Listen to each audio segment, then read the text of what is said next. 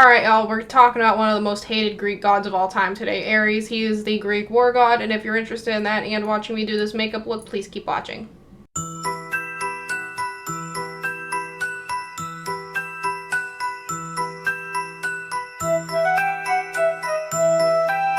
Today we're talking about an absolute bozo of a god, Ares. Starting off my makeup with my NYX Plump Right Back Electrolyte Primer.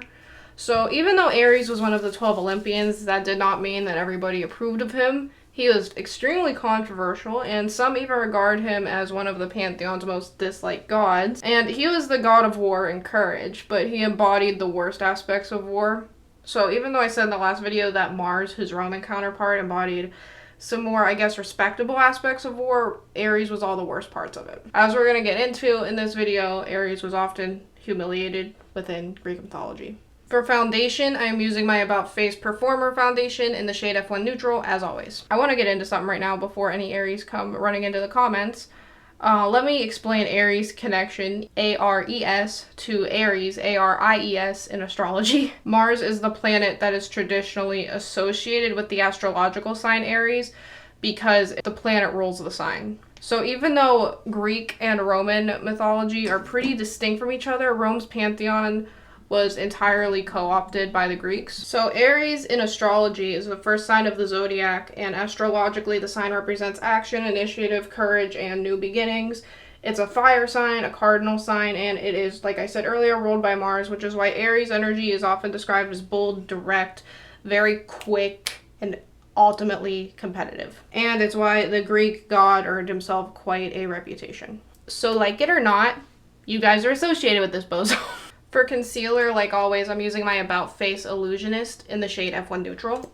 Now, back to the deity, I want to mention Athena a little bit. She is also a war goddess, but she was more about weapon crafting, strategy, and commanding the troops. So if Ares was on the front lines, Athena was the mastermind behind all of it. And this sounds very familiar to Minerva in Roman mythology in her role with Mars, because like I said, Roman mythology was basically co-opted by the Greeks, so Athena and Minerva, for all intents and purposes, can be considered one and the same. So to set my under eyes, I'm actually using my About Face Curtain Call. This is the shade Bow.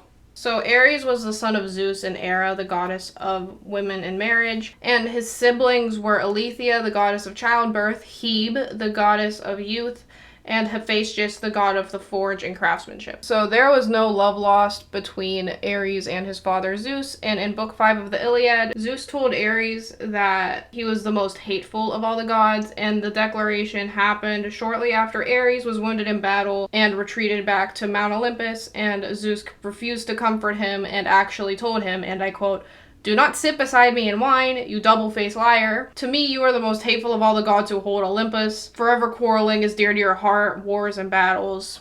We'll get into the second half of the quote later. So as you can tell, even Ares' own father was not too fond of him. I'm using my Essence Baby Got Bronze in the shade Moondust so I can contour. So Ares does come from the ruling divine couple, but he is never presented as their favorite kid, and Zeus obviously really hates that Ares is a warmonger. Like I said in my video about Mars, their similarities literally start and end with them both being war gods, with some overlap in their stories. Mars represented something entirely different regarding war than Ares ever did. Ares was a lot more volatile. So Zeus's relationship in particular to Ares really cements him as less of a hero and more like a family member whose traits are tolerated just because they're powerful and everyone's kind of just waiting for the time bomb to go off. And Zeus is constantly frustrated and criticizes him. Even though Ares is his son, Zeus is usually depicted as disapproving of Ares' love of conflict and how much he stokes disorder and unnecessary violence. So Ares is powerful, but his behavior is not valued. He's just more valued for his strength. But whereas Mars in Roman mythology shows peace through strength, Ares is just a complete warmonger. He wants the chaos. I'm using my Rare Beauty blush today. This is the shade Encourage. Ares was typically selfish and very cruel, but the only person he would rise up to actually defend is Hera from other gods, including Zeus himself. He did have that going for him. In one tradition, Ares forced Hephasteus to free Hera after he bound her in a magical chair. He's not entirely a dickhead, but overall he kind of sucks. Aries never actually appears as an isolated figure in battle, and in mythology he's often surrounded by other figures who represent different parts of war itself. So like fear, panic, destruction, all that, and that's where Deimos, Phobos, and Enyo come in. Deimos is the personification of terror and dread in Greek mythology. I'm setting my liquid blush with this Milani baked blush in Dolce Pink. So Deimos is described as a son of Aries and Aphrodite, and in many traditions he accompanies Aries into battle as part of his entourage, and sometimes driving Aries' chariot. So when Aries is going to war, you're basically supposed to imagine terror itself moving with him onto the battlefront and striking fear into the enemy's ranks. So that is pretty metal. His entourage is a lot cooler than him. And then I'm just taking that curtain call setting powder all over the rest of my face. I've started doing my highlight at the very end of my makeup, and that makes it look the most fresh and glowy, so that's what we're doing today. And just to get rid of the powdery look, I am using my Milani Make It Last Matte Setting Spray. You have to shake the hell out of this for a good 5 minutes, so I'll speed this up while I'm shaking this. Thanks to the power of video editing and blemish removal in CapCut, I was able to remove all the charcoal flecks that this left on my face in the last video, because my god, it was pretty bad. I'm not gonna lie to y'all. Shaking it is a pain in the ass, yeah, but I really like how it smells and how it makes my makeup blaze, so I might try another one of their setting sprays. I know they have one in a clear bottle called a Natural Finish. Might be worth looking into that so I don't have to sit here and shake this and hurt my arm. Now let's get back into Aries' entourage. Phobos is the personification of fear and panic, and he is also another one of Aries and Aphrodite's sons. And ancient writers describe Phobos as the sharp, paralyzing fear that hits during combat. So together, him and Deimos cover different phases of the fear around battle. So Deimos is that initial panic and terror. Phobos is more of the calamity surrounding it. And finally, we come to Enyo, who is a war goddess. Priming my eyes using my Urban Decay eyeshadow primer potion. I'm gonna try not to make this too similar to the Mars makeup I did, which was all like red and brown, but whenever I think of Aries, I just think of red and fiery colors. But I am going to be using my Chariot palette again today. This is the number 9 Natural Star Floating Life. I really like the colors in here, and I want to play around with more of them. Now anyways, Enyo is described as another companion or even sister figure to Aries, and she was very closely connected with that destructive side of war. She's associated with sacking cities, large-scale bloodshed, and the chaos. So you got the two other guys representing fear. She's the one actually wrecking everybody's shit. Some sources actually call her the sister of war or the sacker of cities. And god, that is so cool. I want a nickname like that. So in several myths,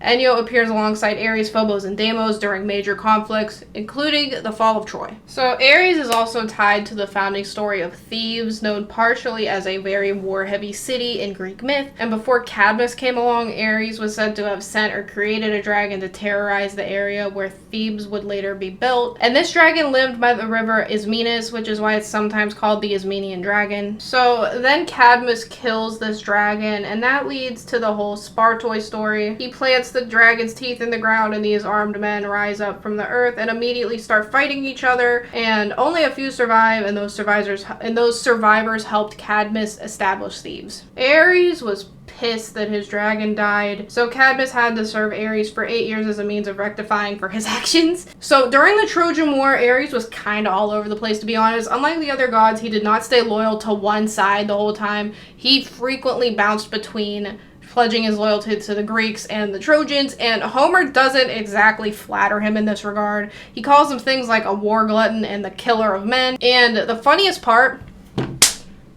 this man cannot do shit in battle. He ain't effective at all. This man talks a big game, but he can't do a damn thing. So one of Ares' biggest moments comes when Athena helps Diomedes injure him with a spear. And this leads to that quote I mentioned earlier where he retreats to Olympus and Zeus roasts the hell out of him. And hence the quote from book 5 earlier that I mentioned. But I left out the other half of the quote, so let's get into it. Zeus also said, "And yet I will not long endure to see you in pain, since you're my child, and it was to me that your mother bore you. But you were born of some other god and proved so ruinous. Long since you would have been dropped beneath the gods of the bright sky." So later when Ares' son Asclepius is killed, Ares wants to jump back into the fight against Zeus's orders, but then Athena stops him. And when the gods are allowed to interfere again, Aries immediately goes after Athena for the Diomedes issue, and then she beats him again by hitting him with a boulder. Aries was a bum. He couldn't fight. He didn't have his shit together. The man was a bum. So Aries and Heracles are basically built to clash. Heracles is one of the few heroes who can go head to head with divine violence and still keep moving, which is exactly why he keeps ending up in stories where he humiliates Aries or one of Aries' children, because he's the only one who can withstand his temper. So as you might have guessed by my tone at this point, I very much interpret Aries as having little man syndrome. The man's a bum. If he were here modern day, he would own one of those huge pickup trucks just to boost his ego. Anyways, let's get back into him and Heracles. So one of the most famous examples is when Heracles kills Cycnus, a son of Aries, after Cycnus challenges him. And Aries is pissed. He moves in to defend his son, but Heracles wounds him too. I want to emphasize why they were made to clash, basically. Heracles was about endurance, working hard, and persevering. Aries is all about aggression, impulsivity, conflict, and chaos. So whenever they cross paths, the stories really emphasize the difference between talent and skill. Aries is born with a natural physical prowess and combative personality, but Heracles owned those same abilities into patience and perseverance. So now let's get into Aries and Aphrodite. As I mentioned in the Mars video, Mars and Venus's affair enraged Vulcan. So Vulcan was Venus's husband and the god of forge. This obviously was retold in Greek mythology with Aries and Aphrodite, with Hephasteus as the one who got cheated on. Hephasteus is also a god of the forge, just like Vulcan. And Aries and Aphrodite were said to have carried on a very long affair, even though Aphrodite was married to Hephasteus. And something to note is that Hephasteus was Aries' brother, so it got really messy. Hephasteus learns what is happening and traps them, and just like Vulcan, he made a metal net that was impossible to see, stretched it across the bed, and waited for Aries and Aphrodite to return to it. And when Aries and Aphrodite got caught, Hephasteus brought in all the other gods to witness the humiliation, turning the affair into a public event. Just like what happened in Roman mythology with Vulcan, Venus, and Mars. So even though Aries was never one of Greece's most beloved gods, some people did worship him. So he did have cult centers, but they seem to have been more regional, and in general, Greeks appeared to have approached Aries with caution rather than any kind of devotion. He was honored when war required it, but he was never really a favorite patron deity from what I found. And that said, Aries was still worshipped in specific local settings and regional settings, like I mentioned earlier. Some communities had their own customs surrounding him. So ancient sources and later scholars suggest that his cult could include special rites during wartime specifically, and some shrines were placed outside the main town. And at Olympia, for example, altars are described including Aries Hippinos, at which sacrifices were made on a monthly basis for him alongside the other deities. Like the other gods, there were festivals for Aries. There were signs that he was honored through ritual and festival in ways that reflected his harsh and chaotic nature. For example, some traditions mention annual festivals connected to binding Aries in chains, and it symbolically restrained his violence and kept his power under control. So these weren't really like worship festivals, I would say, just more symbolic and representing a way to keep the peace, I guess, by showing a force of violence and hatred being restrained. And other evidence points to war-related dedications and local observances that emphasize discipline, victory, and protection instead of any kind of celebration that you would see in other celebrations for other deities. So Aries cult and worshippers look less like a major public religion of adoration and more like rituals for dealing with a dangerous god and appeasing him. Alright, y'all, the eyes are done. I got my lashes on, I got my eyeliner on. I used my Ardell 817s, and I used my About Face Line Artist Into the Void to tightline. I really love this Cheery Up palette just because of all the shimmers. I dipped into almost all of them except the red and that blue up here. That is also all I have to say about Aries for right now. He was not a very likable god in the slightest. It's pretty bad when you have a deity who isn't so much worshipped as people feel like they need to appease him and keep him under control. I'm doing a nude lip today. I'm going in first with my e.l.f. Cream Glide Lip Liner in the shade Doppio Espresso.